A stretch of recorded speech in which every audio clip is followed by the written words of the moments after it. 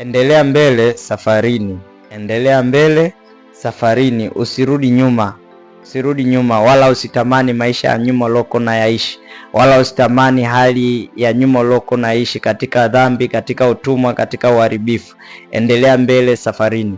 Tunajifunza kwa wana wa Israeli. Wana wa Israeli walipotoka katika ile nchi ya Misri, walitoka kwa jeuri, walitoka kwa ujasiri, walitoka kwa kishindo, walitoka yani wakiwa wamejawa na nguvu. Lakini walivyoendelea mbele walikutana na majaribu, na walipokutana na majaribu wakatamani kurudi katika nchi ya Misri, wakatamani kurudi kuendelea kuwa watumwa, wakatamani kurudi kuendelea kuwatumikia wa Misri, wakati Mungu tayari ameshawatoa kwenye ule utumwa, ameshawatoa kwenye ule uharibifu, ameshawatoa kwenye ile hali waliokuwa wakiteseka nayo, wakihangaika nayo. Ila walipokutana na majaribu walitamani kurudi nyuma. Ndivyo hivyo na sisi tunapookoka, tunatoka kwa shetani kwa ujasiri, tunatoka kwa shetani kwa kishindo, tunatoka kwa shetani kwa nguvu. Lakini kadri tunavyoendelea, tukikutana na majaribu, tunaanza kutamani kurudi katika yale maisha ya nyuma, tunaanza kutamani kurudi kuishi maisha yale ya kale, tunatamani kurudi kuishi maisha yale ya dhambi, tukihisi kwamba yale maisha ndiyo bora zaidi na mazuri zaidi kuliko huku tunakoelekea, tunakoendelea. Lakini unasahau kabisa kama wakati huko kwa shetani ulikuwa unatumikishwa na dhambi za kila aina, yani mpaka ulikuwa unatamani, unasema Mungu wangu, Mungu nisaidie nitoke huko. Lakini umetoka huko kwa sababu tu ya jaribu na changamoto ambazo umekutana nazo, zimekukatisha tamaa, zimekuvunja moyo. Lakini rafiki yangu, ninakwambia siku ya leo, endelea mbele safarini, usirudi nyuma, usikubali kurudi nyuma. Unatakiwa ujue hili rafiki yangu, ya kwamba shetani anapokuacha uokoke, haina maana kwamba hata kufuatilia tena. Huwa anakuacha kwa muda, kisha anakuja tena kujaribu kuona kama anaweza akakurudisha. Shetani huwa hakuachi jumla, lazima atakuacha kwa muda, afu baadaye atanani. Tunajifunza kwa wana wa Israeli hapa, tunamwona Farao kwenye hii kitabu cha Kutoka 14 mstari wa 8, neno la Mungu linasema, na Bwana akaufanya moyo wa Farao mfalme wa Misri kuwa mgumu, naye akawafuata wana wa Israeli, kwa sababu wana wa Israeli walitoka kwa ujeuri. Unaona hapa Farao alifika mahali akajuta, akasema kwa nini nimewaacha waende hawa watu wasitutumikie tena. Ndivyo na shetani, kuna mahali anafikaga anasema, kwa nini nilimwacha huyu mtu aokoke, asinitumikie tena, asiendelee kuwa chini yangu. Kwa hiyo rafiki yangu, angalia sana. Ulitoka kwa jeuri kwa shetani, ulitoka kwa ujasiri kwa shetani, usikubali kurudi.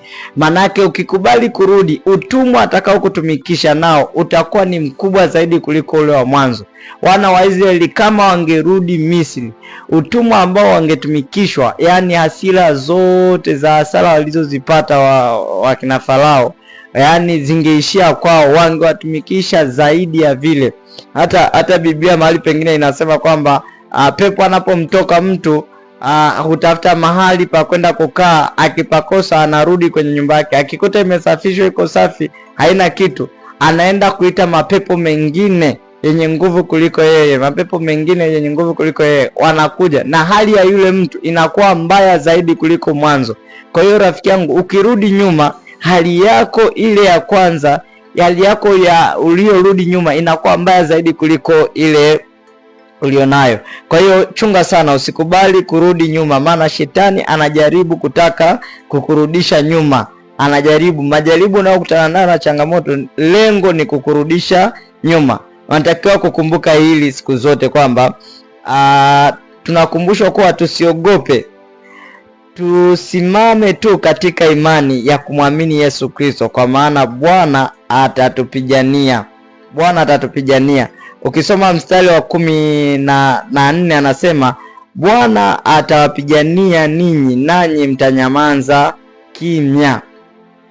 Unaona, Bwana atatupigania nasi tutanyamaza kimya. Usiendelee kumlilia Mungu na sema Mungu, kwa nini, mbona kama umeniacha na nini? Wewe endelea mbele, kaza mwendo, kaza buti, endelea mbele. Usiendelee kulilia tu unaonyesha hali ya kukata tamaa na kutaka kurudi kwa shetani, kumrudia shetani. Hali yako itakuwa mbaya zaidi kuliko ile uliokuwa nayo mwanzoni. Kwa hiyo endelea mbele, ng'ang'ana, endelea mbele, acha kumlilia Mungu katika unayoyapitia wewe, endelea mbele. Ukiendelea mbele kumtumainia Bwana, atakutenga na adui zako wala hawatakukaribia. Ukisoma kwenye hiyo Kutoka 14 mstari wa 20, Mungu aliweka nguzo kati ya wana wa Israeli na wa Misri, ili wa Misri wasiwafikie wana wa Israeli katika eneo lile, wakati bahari imewazuia, mlima umewazuia, hawaoni pa kuelekea, hawajui waende wapi. Kwa hiyo na wewe katika hiyo hali ambayo unaona huoni kesho yako itakuwaje, huoni mbele yako itakuwaje, huoni mazingira yako yatakuwaje, huelewi nini kitakachoendelea, katika hali hiyo Mungu amekuzunguka, Mungu amekuwekea uzio, amekuwekea ulinzi. Hata kama huoni, ila Mungu amekuwekea ulinzi. Angalia pale Elisha, yule mtumishi wake anamwambia, tazama mlima umejaa, kwamba watu wanatujia, sasa sisi tutakufa, tumeisha, tutaangamia.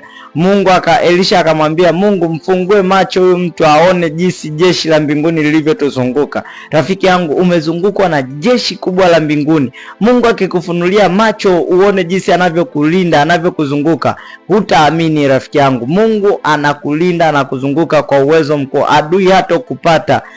Amekuwekea uzio, amekukinga, amekutenga na adui zako. Adui hatokupata. Hata kama kwa macho ya damu na nyama unaona kama vile umeisha, umeangamia, lakini nakueleza Mungu anakulinda, anakutunza kuliko hata unavyofikiri.